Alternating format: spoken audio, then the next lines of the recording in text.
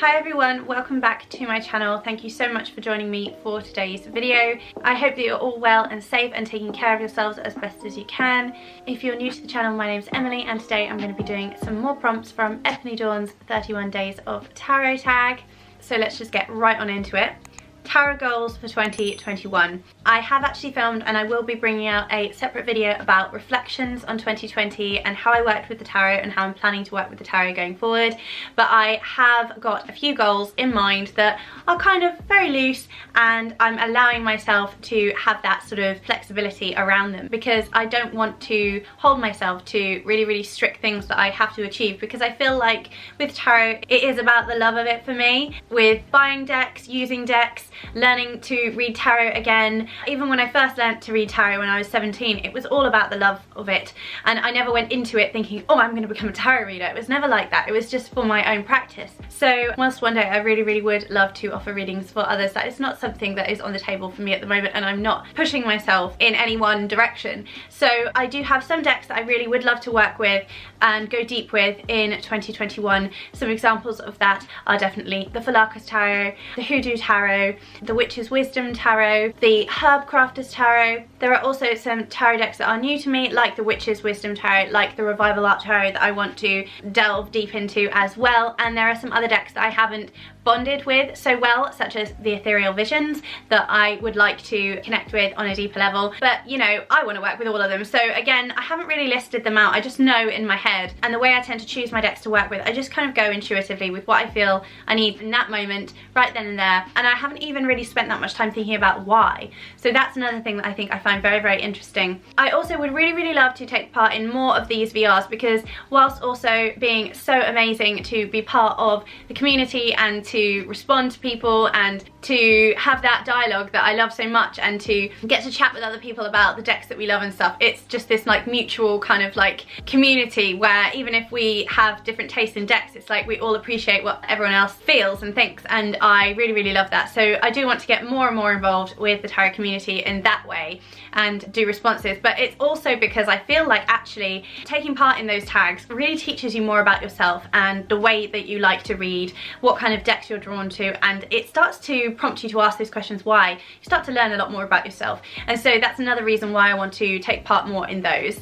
I would love to work with the Thoth a little bit more this year, learn a bit more about that system specifically, and reading in depth into sort of more esoteric correspondences around the tarot. I'd like to get more comfortable reading Pip decks as well, having those correspondences with the numerology, and I would like to read a little bit more with Marseille. I don't really have many Marseille decks. I think I only really have one that counts. So I would very much like to pick up a couple of Marseille decks to play with. So Marseille and Thoth are sort of on the table, but the system that I'm most excited about delving into is Lenormand, and I've had a desire to delve deeply with Lenormand for a while. I actually dreamt about the mounting card quite a long time ago, before I even knew that it existed in the Lenormand system, and I sort of learned about it when I was sort of investigating what this was. I was so fascinated that it just popped up in my dream like that, and I hadn't seen it anywhere. It was before I was really even part of the community, so I hadn't really heard people talking about Lenormand. So I'm really excited to get my hands on some Lenormand decks, and I have a few that I would probably start out with, so they are on my list to pick up as well. I would like to get more comfortable reading with larger spreads, because I often find that I feel quite overwhelmed if there are a huge amount of cards out in front of me, but actually I think that that's just going to help me to develop as a reader and help me to become more comfortable and confident reading for others. So that's something that I'd like to develop as well with my practice this year. I have also started creating a tarot deck myself. I started creating that in the summer of last year, and it has started with sketches essentially, and I'm not entirely sure how I'm going to build the colour up onto the images, but I'm just starting with the sketches. I've only done about 8 of the cards, so I'm very early on in the process, and you know, I'm very happy for it to take me years and years because it's a labour of love. It's something that I'm doing for myself because I love it. So yeah, I'm really excited about that, and I think it really is helping me to look at the correspondences of each card, what each card means to me, and I'm thinking about the ways in which different meanings came out of that card for me at specific times, and layering those meanings together as I create the artwork. So it's just a really beautiful kind of process that I love. I also have plans for a sort of low buy year, and for that I have got some parameters, and I talk a little bit more about that in the video that will be coming out at some point soon about my 2020 reflections and my 2021 plans. The next prompt is, if you could design a 79th tarot card that everyone would use, what would it look like and what would it represent?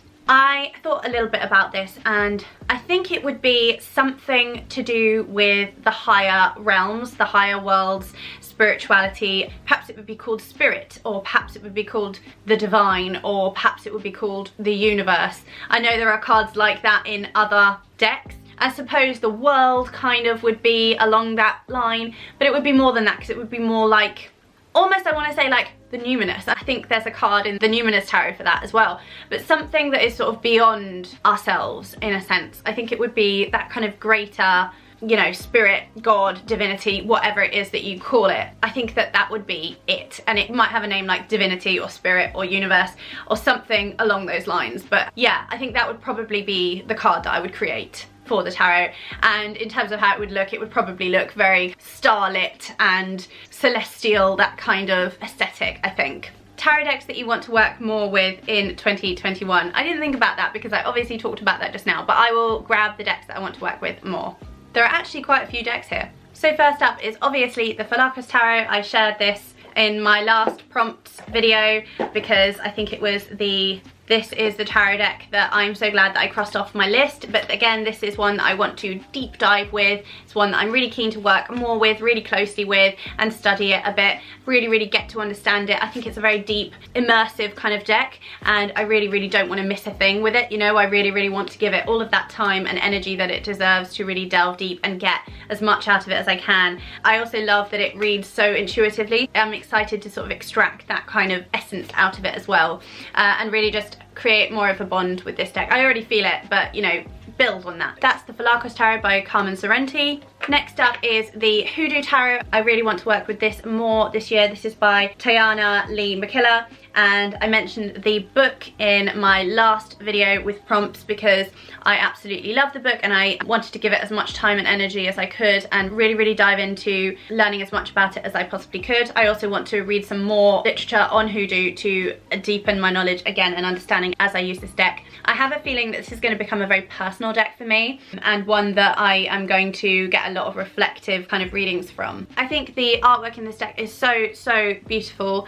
I wanted to do a walkthrough of it, but I understand there are probably quite a few walkthroughs already. I also accidentally got the cards out of order when just getting it out of the box because it's got one of those two-hole situations again. I think the artwork is so beautiful, and I love how the book delves into the deeper meaning of the card, or whatever figure is depicted in the card, and the history of that, or whatever story it was that it comes from. And then there's also cultural associations as well, and there's so many references here. There's also a herb or multiple herbs that associate with each card, so you can have that correspondence in there as well. So I actually think it would work really beautifully alongside the Herb Crafters, which is another deck that I want to delve deeper into this year. But this is such a beautiful deck, and I'm really looking forward to working with this one. I'm so glad I picked this up. I recently picked up the Revival Art Tarot cards by Sirocco Studios. This is not the second edition that has recently come out. This is just the original first edition. I'm not sure if I would want to get the second edition. If I really enjoy this one and I see some more of the cards for the second one, I may consider it in the future, but for now I'm quite happy to have this one. These are the backs. I believe this one has been shared quite a lot throughout the tarot community as well. It's again famous historic paintings, I think mostly Renaissance paintings, and they have the meanings applied to them. And I just absolutely love art. I mentioned in my last prompt that my mum was an art teacher, so this really resonates for me. It takes me back. I think this is a deck that my mum would even enjoy. She doesn't read tarot, but I think that she possibly would appreciate this. I actually gifted her the Da Vinci Enigma Tarot for Christmas because I know how much she loves Leonardo da Vinci's work, and yeah, she does really enjoy looking at the cards. She doesn't read with them, but she loves them, so that's really nice. But again, this is just such a beautiful deck. I may do a walkthrough of this if, you know, it is something that I feel, you know, called to do. And if there aren't that many, there are probably quite a few walkthroughs though, I should imagine, so I may not. But do let me know if that's something that you'd like to see me do, and I will do it. I picked up the Witch's Wisdom Tarot at the end of the year. I got a gift card from work and I picked this up. This is by Phyllis Curott with artwork by Danielle Barlow, and this has the most beautiful like linen finish book in it. It's so stunning. Oh my goodness. And the cards are out. I have not yet worked with this because I would like to do a walkthrough of this as well. I just think this is such a beautifully illustrated deck. I really love Danielle Barlow's art, and I've had her oracle on my wish list for a very long time. I've just yet to pick it up. This has got a lot of animals in it and it's sort of very pagan in theme and very nature-based. It reminds me of the English countryside. Danielle Barlow, I believe, is in the southwest of the country where I am. So there's just so many beautiful associations here. The only thing is that I understand the system is switched up slightly. That's one thing that did make me pause before I picked it up, but I decided that I just loved the look of it and the sound of it so much that I just couldn't resist. And Phyllis Curott, I absolutely love her writing, and some of her books have been so instrumental for me in like learning the craft and practicing different techniques and such. So I absolutely love her work, and yeah, this is just a must for me to have. So I'm really excited to work with this as well this year. Another deck that I picked up recently along with the Witch's Wisdom is the Barbara Walker Tarot. I have eyed this up for a while, and then I think it was featured on a few people's channels and I was just like, yeah, I love it too. I just think it's fantastic. Now I want to learn more about the associations because there's something in this that reminds me a little bit of the Thoth. So it seems to be Rider-Waite-Smith and Thoth. I mean, I might be wrong. If I'm wrong, forgive me please. But yeah, I want to learn more about Barbara Walker, but there isn't a lot in the way of like description. There is the little white book, but I haven't read this yet. But there is a little card that sort of describes her work, which I read, but there's not really much about the research that she did for this deck or anything like that. But it feels like there's quite an esoteric kind of spin on this deck. It feels quite aligned with sort of occult practices and such, higher magics. So I am intrigued to work with this one more and learn more about it. Another deck I'm so excited to go deeper with this year is the Thoth. I love the imagery in this deck, and oh my goodness, I absolutely love watching people like Lennon Smith and Anna at Astral Lady Tarot and James Feeney and Honey at Fierce and Pretty. All of those people who just work so well with the Thoth and talk about it so beautifully, and I just absolutely love watching their videos and their reflections and how they've been studying and getting deeper. And some of it I can imagine I'm not absorbing as well as I could because my knowledge isn't yet up to that level, but I think that if I read more about the Thoth and learn more and use it more, then I could rewatch some of those videos that I loved so much and then glean even more from them, because I think that listening to other people's experience with the Thoth is so valuable for me. I've loved the imagery for this deck for a long time. I only picked up my copy in 2020. When I first learnt tarot when I was 17, I never knew about the Thoth system. I only knew the Rider-Waite system. So it's really lovely to have that kind of expansive understanding and awareness now that comes with, you know, the beauty of having like the tarot community where you can learn from each other, and I love that. Lady Frida Harris's artwork is just so stunning, and I'm just drawn to it like from an artistic perspective. I picked mine up with the gilding, which I love. I'm a sucker for gilding, I've said it before. The only thing is these cards are quite flimsy, they're quite bendable, so I can imagine that a lot of people probably wouldn't enjoy this copy. This is what the box looks like. It did come with a book as well that's quite small. It doesn't have a lot of meaty information in it, but it's quite good just to get you going. I do want to get deeper with this. I just love the backs, aren't they stunning? I love it so much. I just want to understand it more. I think this will really help with working with the pips as well and feeling more confident with like the numerological associations and such. So that of course is Aleister Crowley's Thoth. I mentioned I'd like to go deeper with the Herb Crafters Tarot. This is the box. This is by Letitia Guthrie with artwork by Joanna Pearl Colbert. I believe she did the Gaian Tarot as well. The art is just splendid in here as well, and it's so beautiful for anyone who's got a magical practice, like a hearth witch practice or a kitchen witch practice or a green witch practice. I just love it so much. It's stunning, and using the associations and stuff, working with the herbal associations and the correspondences and such, I absolutely love this deck. So I'd like to work more with this year as well. And the Dark Goddess Tarot as well is another fairly new in my collection. This is the mass market edition, and I picked this up towards the end of 2020. I pre-ordered it, but it took a while to arrive. This is of course by Ellen Lorenzi Prince, and I'm so glad I've got this. I really would like to go deeper with this and use it perhaps more in line with moon rituals and such like that, and working with my cycles and learning more about the goddesses. I work with the Morrigan, so I'm excited to work with this deck as well going forward. The next prompt is is the Oracle decks that you want to work more with in 2021. Other than any that I might pick up, I have 3 that I would love to work with more that are already in my collection. The first one is this stunning Astro Soul Oracle deck, and I believe the creator lives in London in the UK. This is created by Maria J. Ferrado Perena. I believe that's how you say it, and these cards are so beautiful. I started working with this a little bit in my magical practice and using it alongside the moon phases and the astrological correspondences to each moon, but I did find that I just wasn't referring to it on a daily basis. I didn't think I was getting enough out of it. You can see it's got this beautiful gilding, so it is a beautiful deck, and it's actually a really great deck to start learning from as well, but I just haven't really found the time to do that, and that's what I want to do with this deck. So this is the 12th house. This is the house of intuition and the unconscious. Here is where we can see transcendent experiences, hospitals, prisons, secret agendas, and hidden enemies. So as well as like being able to use this alongside tarot for divinatory kind of meanings and tarot readings, you could use this as like flashcards, and you also could use this in your magical practice if you have one. So yeah, I think there are multiple uses for this, but I would just like to delve deep and start practicing some of those, because I feel like I started to, but then I got a bit overwhelmed and kind of forgot about it, and I didn't have it out.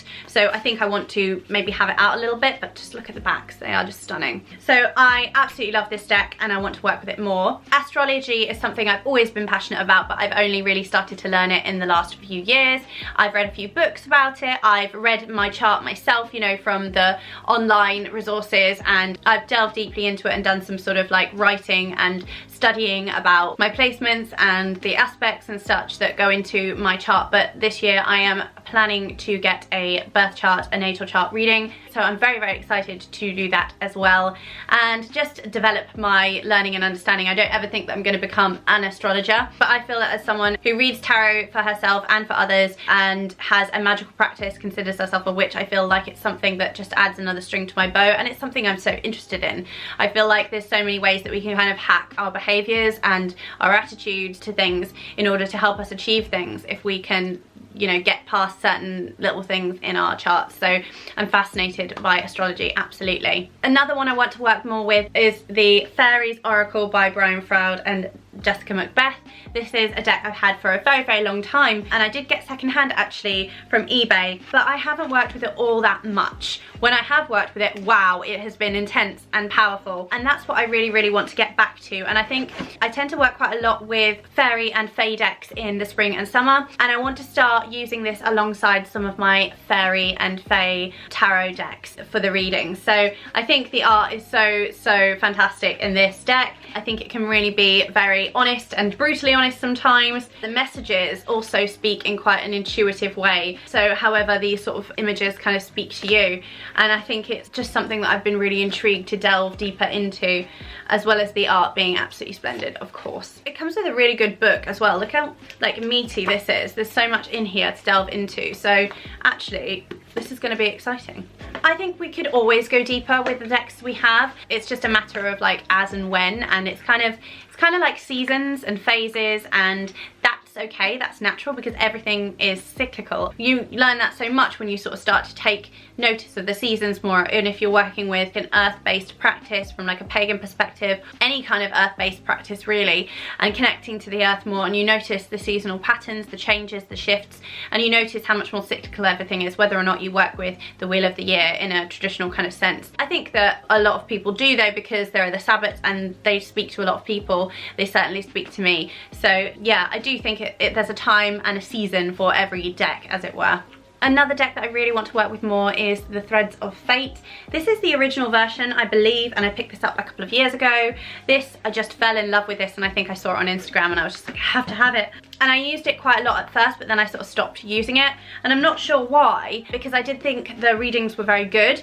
And I absolutely love the way the deck looks. It's got this beautiful gilding, again, layered on top, sort of digital manipulated artwork, very dreamy, very beautiful. Works really well alongside like the Moonchild Tarot or the Starchild Tarot. So if you enjoy those decks, you probably would enjoy this too. It's really a lovely deck to have, and I just feel like I haven't used it to its full potential yet, so I would like to do that more. And again, I think as well it's got elements that really speak to a kind of more of a intuitive kind of read. So I do want to incorporate some more oracle alongside tarot readings, and this is one that I would like to do that with. There are a couple of independent oracle decks that I have my eye on. However, the online stores that sell them are based in the EU, and with Brexit and everything going on, I wasn't sure what the situation was, so I haven't ordered those. And also, you know, budget wise, I do have a lot more tarot than I have oracle. I have quite a lot of oracle, and I did go deeper with oracle when I first got back into tarot. I kind of thought I don't need that many tarot decks, so I just sort of had a little handful of tarot decks. I went wide with the oracle decks, and in the past year and a half or so I've been going much wider with tarot and less so with oracle. So I actually do have a lot more tarot now than I have oracle, so it would be nice just to bring them back together again a little bit more. But I think I do like oracle. Obviously tarot is a form of oracle, but oracle isn't tarot, so there's a difference there. But obviously as well, I think it's about the deck and how it speaks to you. So those are the decks that I want to work with more in 2021. Do you have any tarot self-care rituals that are only for you and your personal practice? Guess I would consider creating my own spreads to be something that is a personal practice. I have done that quite frequently whenever I've had a situation and I've had questions. I have sort of intuitively asked the question and read, and I've created spreads in that way. The other way that I would say is pulling cards relating to my cycle and also to the moon cycles, and in terms of like ritual as well, drawing cards within ritual and to sort of support spell work. I have also been taking part in a gratitude challenge as well, which is Jen from Jen Soul to Science Tarot. I took part in that last year and loved it, and I think it's so helpful to think of your sort of daily prompts in terms of gratitude, and it really, having a gratitude practice is so beautiful anyway, so being able to use the tarot in that way. Candy from Candy Soul and Soil also did a video recently about setting goals with the tarot, which I absolutely loved, and that's not something I've done yet, but I would really like to journal with a particular archetype, perhaps a court card that I consider a significator card, such as the Queen of Cups, if I'm wanting to manifest or to step into some of those energies around the archetype, or even the Queen of Wands perhaps. The Queen of Wands I almost feel like is part of me because I'm a Leo, but I think it's set back a little bit because I think sometimes I'm not so brave, and sometimes stepping into that is so liberating and lovely. So I'd like to do a little bit of like goal work and kind of manifestation work with the tarot as well. I think that would be exciting. And I think that when it comes to like self-care, I've definitely pulled cards before going to sleep for guidance, and those kind of cards have sometimes been oracle cards, and they've been very sort of like comforting kind of hug deck type scenarios that you just go to when you really want something that's going to be uplifting and something that's really going to hold you wherever you are. But yeah, there have been a lot of occasions when I, perhaps in times in my life when I've not had the tarot, I probably would have just broken down and sobbed and rocked on the floor for a while and not really knowing what to do, and then pick myself up again.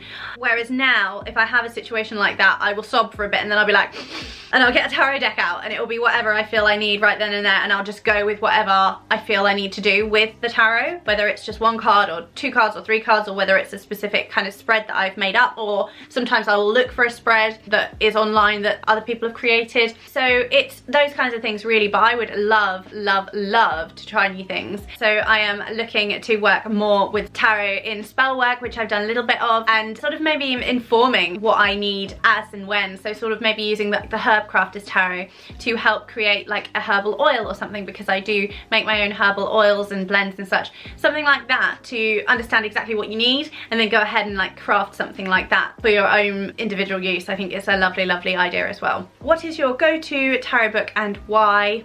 I talked about this book in my previous VR to some of the earlier prompts, and that is the 78 Degrees of Wisdom by Rachel Pollack. This is by far my favourite tarot book that I have ever read. There were other ones that I would refer to. They were my go-to books that I would refer to in the past, but this now is by far my absolute favourite, so I always refer back to this. I just think this is a fantastically crafted book. I think it's easy to read, it's easy to get stuck into it, it's like enjoyable to read. There's spreads in the back, there's interesting little stories about Rachel Pollack's work as a reader, and it also dives deep into all of the cards, and it's just a really essential read, I think, for beginners and for intermediates and even professionals. If you've never read this, I think it's a really, really great book to pick up and read. I would like to read more from her. This is absolutely my go-to. So I'm going to leave it there. I've had so much fun sharing my answers for these prompts with you. I really, really hope that you have enjoyed the video. If you are creating videos as well, or just a few video responses to the prompts, do let me know below in the comments. I'd love to come and watch. Thank you so much for watching. I do hope that you've enjoyed it, found it inspiring or informative in some kind of way. If you did enjoy it, please do click the like button, share it with anyone who you think would be interested to see it. If you'd like to see more from me as well around tarot, witchcraft, magic, spiritual practice, then please do consider subscribing. And when you subscribe, don't forget to hit that little bell notification, because that's what's going to let you know when I create and upload videos like this. So with all of that said, thank you again so much for joining me. I really hope that you take care of yourselves and stay well and safe, and I will see you again in another video soon. Take care, bye. Mwah.